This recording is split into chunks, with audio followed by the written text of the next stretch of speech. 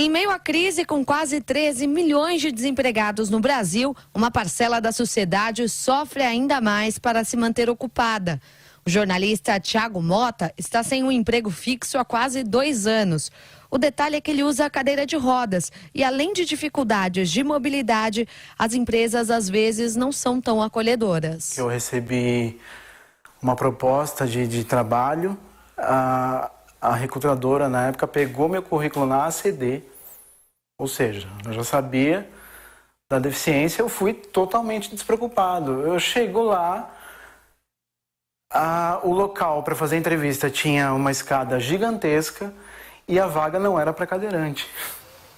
De acordo com uma pesquisa da Cato, 44% das pessoas com deficiência já deixaram de ir a uma entrevista de emprego por dificuldades de locomoção. O pior problema são as calçadas esburacadas, irregulares e com degraus. A falta de infraestrutura acessível, como rampas e faróis inteligentes, fica em segundo lugar no ranking de dificuldades. O gerente de marketing da Cato, Ricardo Moraes, conta que 92% dos entrevistados foram obrigados a usar outros meios para conseguir participar de um recrutamento. A primeira delas é sempre procurar um parente ou um amigo próximo, né? Indicado por eles como a via mais fácil de acesso. A segunda, táxi.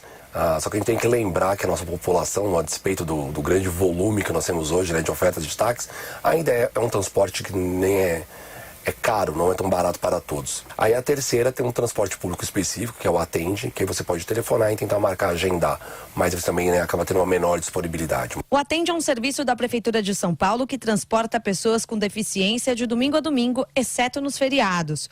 Para utilizar os veículos é necessário fazer um cadastro e depois agendar o transporte. Mas por causa da demanda, nem sempre é fácil conseguir vaga.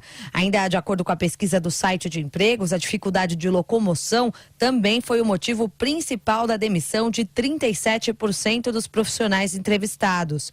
Neste caso, o que mais atrapalhou foi o transporte ineficiente e não adaptado. O jornalista Thiago Mota acredita que também existe uma resistência das empresas em contratar deficientes por causa das mudanças que precisam ser feitas para o lugar ser acessível. Para ele, a inclusão só vai acontecer de fato quando todos tiverem as mesmas oportunidades. A inclusão, ela só acontece na marra. Não adianta a gente falar de inclusão se você não tem pessoas com deficiência trabalhando, fazendo faculdade, frequentando cinema, balada, seja o que for. Não adianta a gente achar que a culpa é só do governo. O cara que tem um estabelecimento, ele também tem que pensar. Porque um ambiente acessível, ele não é acessível para o cadeirante, ele é acessível para todo mundo. A pesquisa da Cato ouviu mais de 3 mil pessoas com deficiências física, auditiva, visual, mental, intelectual, múltipla e com transtorno do espectro autista. Esse é um caso, Eduardo. Por exemplo, lojas, estabelecimentos comerciais, apesar desses locais serem obrigados a oferecer acessibilidade, muitos não oferecem, não estão nem aí para a situação dos deficientes. É isso aí, Tiagão. Eu nem gosto muito da palavra deficiente, né? Eu gosto de usar pessoas com necessidade, pessoas com necessidades ou mobilidade especiais. reduzida, né? Porque se deficiente se eu for quem não é eficiente em alguma coisa, somos todos deficientes, né? Todos nós temos as nossas necessidades especiais. Mas o ponto é o seguinte, num momento de economia boa, já é difícil para vários grupos de pessoas encontrarem emprego. Por exemplo, as pessoas com necessidades especiais, as pessoas idosas, as pessoas que têm ali mais de 50, 60 anos de idade, vários grupos. No momento de crise, isso que era difícil se torna praticamente impossível. E as pessoas querem trabalhar.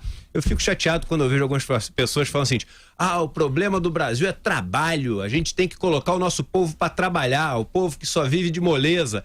E aí quem fala nisso está no escritóriozinho dele lá, chega às 9h30, acorda um pouco antes, tem o cara que botou o café na mesa, e o cara que ele está reclamando que não trabalha, acorda às 4 para pegar 2 horas de trem, de ônibus, etc., trabalhar 12, 14 horas e gastar mais 2 para voltar para casa.